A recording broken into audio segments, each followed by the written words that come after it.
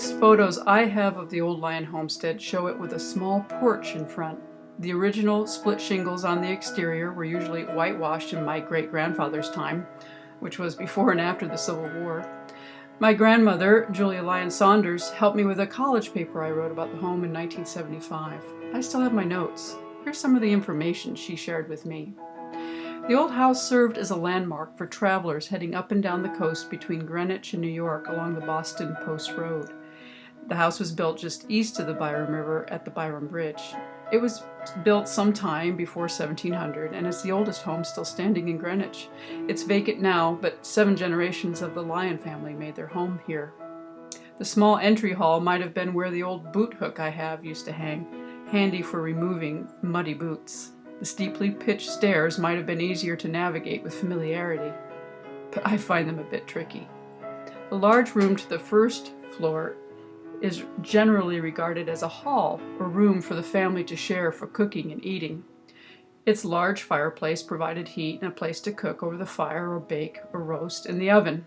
The family probably used it as a workroom for spinning wool and weaving. We have some of the original spinning wheels and tools for carding and spinning wool. Current research leads us to believe that the house was built in 2 parts, with the old hall and the bedroom above it as part of the original building. The growing family at some point needed more room, and the parlor on the left as you enter, and the room with a fireplace above it were added at a later point. A rear kitchen was the last portion added to the house. The completion to the form you see today took about 20 years.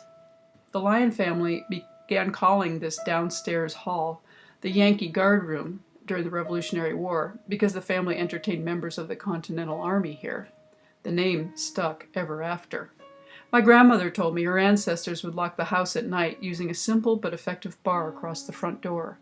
2 boys in the family would sleep at the rear of the house with a rifle near the door in an effort to protect their livestock from wolves.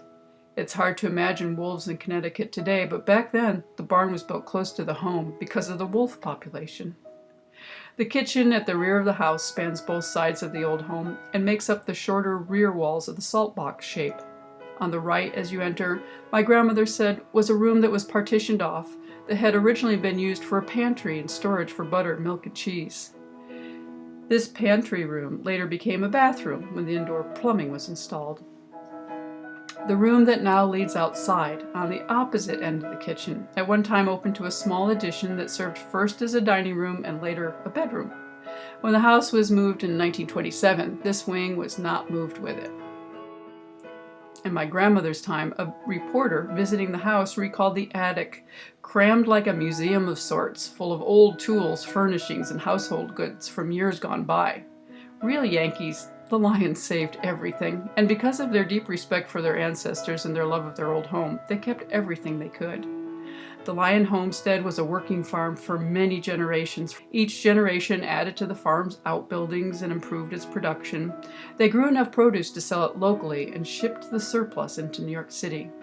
A farm journal shows planning for an extensive apple orchard in the early 1800s. Later generations reaped the rewards.